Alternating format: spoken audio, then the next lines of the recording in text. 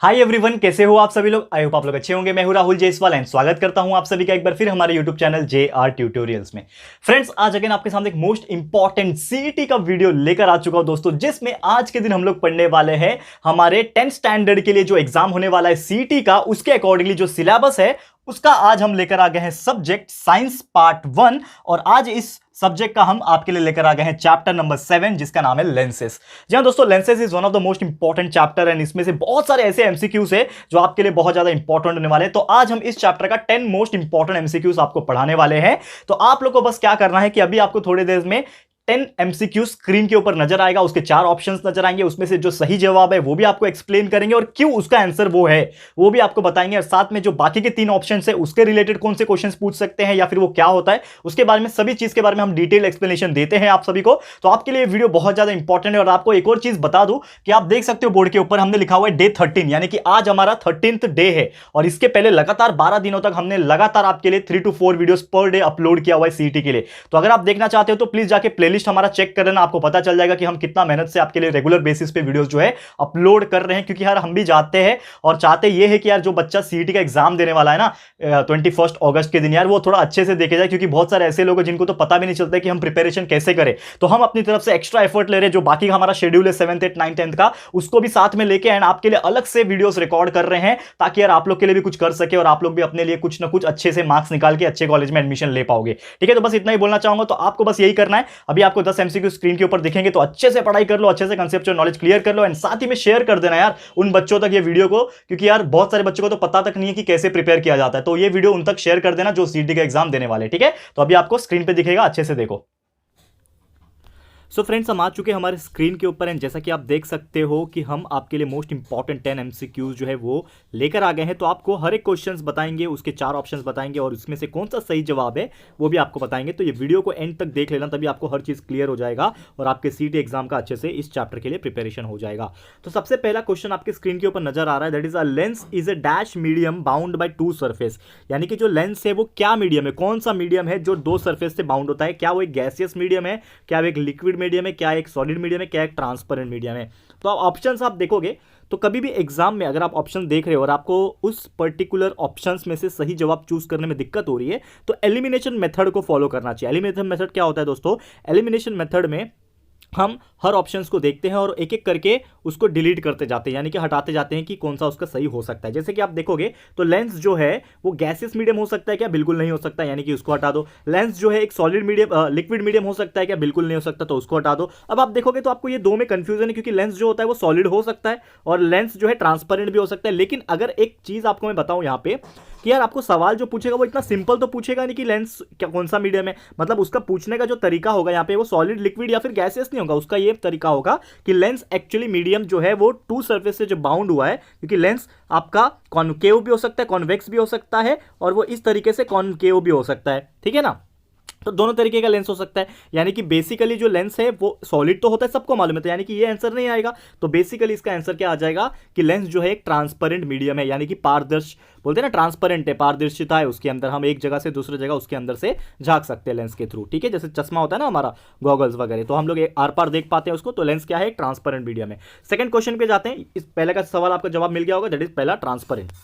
दूसरा question second MCQ आप देख सकते हो, the centres of the sphere whose parts from the surface of the lens. यानी कि जो सेंटर ऑफ स्पीयर होता है ना लेंस का, तो वो क्या होता है? तो रेडियस ऑफ कर्वेचर तो नहीं हो सकता ऑब्वियसली, क्योंकि सेंटर है वो, तो सेंटर होगा तो ऑब्वियसली आंसर आ जाएगा आपका सेंटर ऑफ कर्वेचर। बाकी ऑप्शन भी आप देख सकते हो। प्रिंसिपल एक्सिस है यहाँ पे दिया हुआ है, तो प्रिंसिपल एक्सिस क्या होता है? कि इमेजिनरी लाइन होता है जो कि सेंटर ऑफ कर्वेचर से पास होता है, तो ये हमारा तो आंसर है नहीं।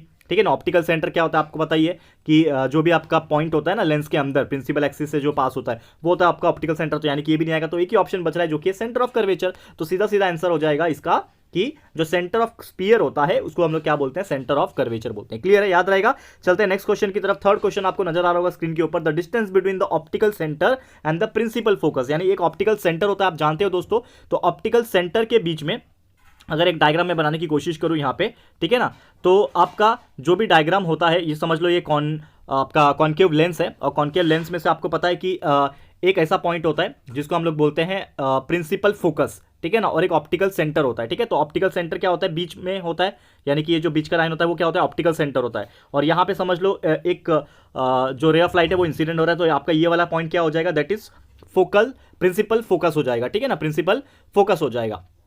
ओके तो आपको पूछा है कि जो डिस्टेंस होता है ऑप्टिकल सेंटर का और प्रिंसिपल फोकस का, इसको क्या बोलते हैं, यानी कि ये पर्टिकुलर लाइन से और ये पर्टिकुलर लाइन से ये दोनों के बीच का जो डिस्टेंस है, यानी इतना जो डिस्टेंस है दोस्तों, उसको क्या बोलेंगे, तो ये दोनों के बीच का जो डिफरेंस होता है दोस्तों, उसको सिंपल से लैंग्वेज में कहा जाता है फोकल लेंथ। ठीक है ना, फोकल लेंथ यानी स्मॉल एफ। आप जानते होंगे मैंने ये पूरा का पूरा एक्सप्लेन किया हुआ है, लेक्चर वीडियोस आप देखोगे तो पूरा अच्छे से डायग्राम के साथ कंसेप्चुअल नॉलेज क्लियर किया है वहां पे, तो आप वो भी जाके देख सकते हो पूरा, जब ये चैप्टर हमने पढ़ाया था आपको। ठीक है, तो वो देख लेना। लेकिन आपको एक चीज ध्यान रखना है कि ऑप्टिकल सेंटर के बीच में और प्रिंसिपल फोकस के बीच में जो लेंथ होता है उसको फोकल लेंथ बोलते हैं। ये चीज याद रखना, जो डिस्टेंस होता है उसको क्या बोलते हैं, फोकल लेंथ बोलते हैं। याद रहेगा। चलिए नेक्स्ट क्वेश्चन की तरफ। फोर्थ क्वेश्चन आपको नजर आ होगा स्क्रीन के ऊपर, the capacity of a lens to converge और diverge incident rays is called dash. यार सिंपल सी बात है, कोई भी एक ऐसा चीज जिसके पास ऐसा कैपेसिटी है कि वो कन्वर्ज भी कर सकता है, डाइवर्ज भी कर सकता है लेंस को, तो सीधी बात है मतलब उसके पास क्या होगा, एक पावर होगा। तो यानी कि इसका आंसर हो जाएगा पावर। क्लियर है। बाकी मैग्निफिकेशन जो है या फिर कॉन्केव लेंस जो है, नॉन ऑफ दिस तो ये ऑप्शंस में आएंगे नहीं, मैग्निफिकेशन का कंसेप्ट अलग होता है। तो सीधा सीधा ऑप्शन में आप देखोगे तो पावर जो है इसका सही जवाब हो जाएगा। क्लियर है। नेक्स्ट क्वेश्चन की तरफ चलते हैं, जो कि पूछा है यहाँ पे, व्हाट आर कॉन्केव लेंस, यानी कॉन्केव लेंस जो है बेसिकली क्या होता है, तो आपको पूछा है। तो इसमें चार ऑप्शन है। पहला है कि थिकर फ्रॉम द सेंटर, यानी बीच में थिक होता है। तो पहले मैं डायग्राम बना दूं, आपको याद होगा कि आपका जो कॉन्केव लेंस होता है ना वो इस प्रकार से होता है, यानी बीच में जो है पतला होता है, बीच में पतला यानी कि थिनर हुआ। ठीक है ना। अब ऑप्शन में देखो थिनर किधर दिख रहा है, एक ये थिनर दिख रहा है, एक ये थिनर दिख रहा है, तो यानी कि ऑप्शन नंबर बी और डी में ही आंसर आ सकता है। तो बी पढ़ते हैं, क्या लिखा है, थिनर फ्रॉम द सेंटर, यानी अंदर से क्या है, बीच में से क्या है, एकदम पतला है और एज में मोटा है। ठीक है ना, देन द एज, तो एज मोटा है यानी कि ये इसका आंसर हो सकता है। और डी में पूछा है thinner from the both the position, यानी कि ये तो गलत हो जाएगा क्योंकि बोथ द पोजीशन में वो थिनर नहीं है। तो ये ऑप्शन भी चला गया, ये ऑप्शन भी चला गया और ये ऑप्शन भी चला गया। तो option number B is the correct answer, यानी कि जो कॉन्केव लेंस होता है वो थिनर होता है सेंटर से और एज में थोड़ा जाड़ा होता है। और उसका उल्टा कर दोगे कि अगर आपको पूछेगा कि कॉन्वेक्स लेंस क्या होता है तो आप बोलोगे थिकर फ्रॉम द सेंटर, यानी बीच में मोटा होता है। ऐसा होता है ना, कॉन्वेक्स लेंस जो होता है मोटू होता है। ठीक है ना, ऐसा याद रखना, मोटू पतलू याद रखना। कॉन्वेक्स लेंस मोटू होता है, कॉन्केव लेंस पतलू होता है। ठीक है, याद रहेगा। तो ये आपको अभी जो पूछा है कॉन्केव के बारे में पूछा है, कॉन्केव ऐसा दिखता है, पतलू, अंदर से मोटू है ना, कॉन्वेक्स था आपका मोटू था, ये आपका पतलू है। ठीक है, तो ये अंदर से क्या है, थिन है, इसके लिए थिनर फ्रॉम द सेंटर। तो this is the correct answer, option number B चलेगा, याद रहेगा। Next question, what is the reciprocal of the length of the radius of the curvature, यानी कि जो रेसिप्रोकल है length of the radius of curvature, यानी कि रेडियस ऑफ कर्वेचर को हम लोग आर से लिखते हैं, इसका रेसिप्रोकल यानी 1/r। तो 1/r का मतलब क्या होता है, तो इसका सही जवाब है दोस्तों, इसका सही जवाब हो जाएगा सी, यानी कर्वेचर। तो आपको पता होगा सी इज इक्वल टू 1/r, यानी कर्वेचर जो होता है वो 1/, यानी reciprocal of the length of the radius of curvature होता है। कभी कभी एक और क्वेश्चन इसमें पूछता है कि आपको पूछेगा 1/f मतलब फोकल लेंथ, तो 1/ focal length is nothing but power, ये आपको याद रखना है। ठीक है, याद रहेगा। ओके, नेक्स्ट क्वेश्चन पे जाते हैं दोस्तों। यहां पे आपको पूछा है, तो यहां पे पूछा है, आप देख सकते हो यहां पे, what is the reciprocal of the length of the radius of curvature. ठीक है ना, तो एक और चीज मैं यहां पे एक चीज बता दूं आपको कि अगर आपको पूछेगा 1/f यानी कि रेसिप्रोकल ऑफ फोकल लेंथ पूछेगा तो इसका जवाब होता है पावर। और यहां पे जो हमने देखा, मैं वापस से रिपीट इसलिए करा रहा हूं क्योंकि आपको वापस से अच्छे से बता सकूं कि 1/f reciprocal of focal length पूछेगा तो पावर होता है। वही अगर आपको पूछेगा reciprocal of radius of curvature तो उसका सही आंसर होता है कर्वेचर, याद रखना। तो option number B is the correct answer. चलते हैं नेक्स्ट क्वेश्चन की तरफ। सातवां क्वेश्चन जो है, if the position of the object is as infinity, यानी कि एक ऑब्जेक्ट है, अगर वो इंफिनिटी के ऊपर रखा हुआ है तो उसका पोजीशन जो इमेज का होगा वो कहां बनेगा। तो यार ये पूरा का पूरा टेबल मैंने एक्सप्लेन किया हुआ है, आप मेरे लेक्चर्स में जाओ, ये चैप्टर के लेक्चर्स में जाओ, आप देखोगे ना तो पूरा डायग्राम के साथ पूरा एक टेबल है, वो टेबल को मैंने एक्सप्लेन किया हुआ है, आपको समझ में आ जाएगा। और कुछ चीजें याद रखने वाली बात भी होती है। तो कभी भी एक चीज याद रखना कि कभी भी अगर ऑब्जेक्ट इंफिनिटी पे होता है तो पोजीशन ऑफ इमेज जो होता है वो हमेशा फोकस पे आता है, एट फोकस पे आता है, और पॉइंट इमेज हमेशा बनता है, यानी कि जो भी ऑब्जेक्ट का इमेज रहेगा वो एक पॉइंट जैसा दिखेगा, एक पॉइंट जैसा इमेज क्रिएट होगा, एंड हमेशा वो रियल एंड इन्वर्टेड होता है। इसका मतलब ऑप्शन नंबर ए जो है, इसमें सब चीज जो भी लिखा हुआ है वो सेटिस्फाई करता है हमारे कंडीशन को, यानी कि फोकस पे भी आएगा, पॉइंट इमेज भी आ रहा है, रियल और इन्वर्टेड आ रहा है, यानी ऑप्शन नंबर ए हमारा करेक्ट आंसर हो जाएगा इसके हिसाब से। लेकिन बाकी ऑप्शंस में आप नजर डालोगे बिटवीन F2 एंड 2F2, यानी कि आप देखोगे कि अगर ऐसा होता है मतलब एक तरीके से आपको पूछा है यहाँ पे कि F2 और 2F2 के बीच में आता है, तो ये कब होता है? जब ऑब्जेक्ट जो होता है ना उसका पोजीशन बियॉन्ड 2F1 होता है, ठीक है ना। बियॉन्ड 2F1 जब होता है, ये मैंने एक्सप्लेन किया हुआ है, तब जाके ऑब्जेक्ट इमेज का जो बनता है ना पोजीशन, वो F2 और 2F2 के बीच में बनता है और स्मॉलर बनता है, ठीक है। बाकी 2F1 की अगर मैं बात करूं तो 2F1 कब होता है? जब इसका सेम साइज होता है तब बनता है। तो ये ऑप्शन और ऑप्शन नंबर डी तो नॉन ऑफ दिस है, यानी कि इसका आंसर आपका मिल गया, जो कि हमको पता है कि इन्फिनिटी पे जब भी आया तो हमेशा वो फोकस पे बनेगा, पॉइंट इमेज बनेगा और रियल और इन्वर्टेड बनेगा। तो option number A is the correct answer. Clear है? इसके हिसाब से ऐसा क्वेश्चन तो डेफिनेटली एक तो आपको देखने मिल जाएगा। इसी के लिए आपको मैं बोल रहा हूँ कि एक टेबल है पूरा, वो टेबल में हर पोजीशन और हर इमेज का पोजीशन दिया हुआ है और हमने भी इसके ऊपर लेक्चर बनाया हुआ है। आप जाके हमारे लेक्चर्स में चेक कर लो, प्लेलिस्ट में आपको हर चीज मिल जाएगा दोस्तों। 10th के साइंस 1 के प्लेलिस्ट में हर चैप्टर्स पढ़ाया हुआ है, तो आपको मिल जाएगा, तो एक बार चेकआउट जरूर कर लेना, ठीक है। चलो 8 क्वेश्चन की बात करें। The formula showing the relationship between the distance of the object, distance of the image and focal length is called dash. यानी एक फॉर्मूला है, आप सभी जानते हैं, आपका तो आंसर पता चल ही गया होगा कि क्या है, क्योंकि फॉर्मूला पूछा है तो सिर्फ पूरे चैप्टर में एक ही फॉर्मूला है। लेकिन फिर भी अगर आपको एग्जाम में आएगा ऐसा क्वेश्चन तो आपको याद नहीं आएगा कि यार ये कौन से टाइप का क्वेश्चन है। तो फिर भी आपको एक समझना होगा कि पूछा है यहाँ पे एक फॉर्मूला है, रिलेशनशिप बताता है किसके बीच में? The distance of the object. तो डिस्टेंस ऑफ द ऑब्जेक्ट हमें पता है क्या बोलते हैं, उसको यू बोलते हैं। फिर बोला है डिस्टेंस ऑफ द इमेज, तो डिस्टेंस ऑफ द इमेज को हम लोग v बोलते हैं, ये पता है। और एक फोकल लेंथ होता है, तो फोकल लेंथ को हम लोग f बोलते हैं। तो u, v और f, इसके बीच में यार कौन सा रिलेशन है और ऐसा कौन सा फॉर्मूला है? तो आपको एक याद दिला दो दोस्तों, एक फॉर्मूला था हमारा जिसका नाम था 1/v - 1/u is equal to 1/f। ये एक फॉर्मूला था, आपको याद आ रहा होगा। और ये जो फॉर्मूला था इसका नाम था दोस्तों लेंस फॉर्मूला, ठीक है। तो इसका सही जवाब हो जाएगा लेंस फॉर्मूला। कभी भी कोई भी डिस्टेंस ऑफ द ऑब्जेक्ट या फिर डिस्टेंस ऑफ द इमेज या फिर फोकल लेंथ के बीच में रिलेशन पूछा तो लेंस फॉर्मूला से उसको हम लोग निकाल सकते हैं। क्लियर है? यही होता है लेंस फॉर्मूला, याद रहेगा।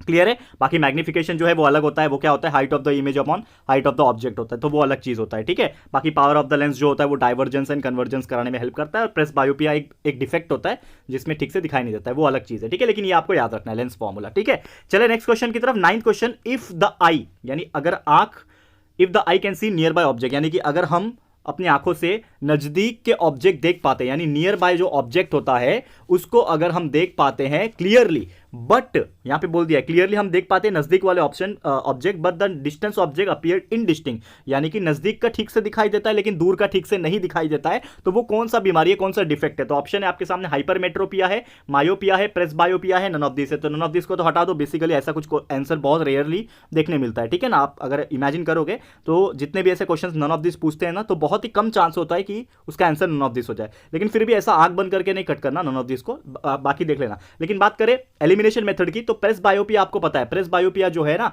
ये एक ऐसी डिफेक्ट होती है जिसमें ना आंख की रोशनी धीरे धीरे कम होती है एज के हिसाब से, तो ये भी आंसर नहीं आएगा। अब बचा हाइपरमेट्रोपिया और मायोपिया। तो हाइपरमेट्रोपिया की बात करूं, इसमें क्या होता है? हाइपरमेट्रोपिया में पहला वाला ऑप्शन में बात करूं, इसमें क्या होता है? दूर का जो ऑब्जेक्ट होता है ना वो ठीक से दिखाई देता है, दूर का ऑब्जेक्ट एकदम क्लियरली दिखाई देता है, लेकिन पास का ऑब्जेक्ट, नियर बाय ऑब्जेक्ट जो होता है वो ठीक से दिखाई नहीं देता है, यानी कि ये ऑप्शन भी नहीं आएगा। तो ऑप्शन नंबर बी मायोपिया दोस्तों, ये इसका आंसर हो जाएगा। और दोस्तों आपको याद होगा, अगर ये चैप्टर मैंने जब पढ़ाया था, तो मायोपिया को एक और नाम से जाना जाता है जिसको बोलते हैं नियर साइटेडनेस, ठीक है। नियर साइटेडनेस क्यों बोलते हैं नियर साइटेडनेस? क्योंकि नजदीक का हम लोग को इजीली दिख जाता है, क्लियरली दिख जाता है, लेकिन दूर का नहीं दिखाई देता है। तो नियर साइटेडनेस यानी कि myopia is the correct answer, जिसमें आंखों की रोशनी ऐसी हो जाती है कि हम नजदीक के ऑब्जेक्ट को क्लियरली देख पाते हैं, लेकिन जैसे ही दूर का ऑब्जेक्ट सामने रहेगा, मतलब रहेगा, तो हम उसको देख नहीं पाएंगे, ठीक है, क्लियरली दिखाई नहीं देगा। तो इसका करेक्ट आंसर है मायोपिया, याद रहेगा। चलते हैं आज के आखिरी question 10th example, 10th MCQs की तरफ। क्या पूछा है? The defect of eye in which the focusing power of the eye lens decreases with age. यार अभी मैंने जिक्र किया, इसका क्वेश्चन भी आ गया, देखो कि अगर हमारी उम्र के साथ में एज के हिसाब से हमारी आंखों की रोशनी, आई की जो लेंस की जो फोकसिंग पावर है, अगर वो कम होती जाती है तो उसको कहते हैं हम लोग प्रेस बायोपिया। अभी हमने डिस्कस किया और यही इसका करेक्ट आंसर है, ठीक है, याद रहेगा। प्रेस बायोपिया एक ऐसा कंडीशन है जिसमें फोकसिंग पावर जो होता है आई लेंस का वो धीरे धीरे डिक्रीज हो जाता है विद द एज।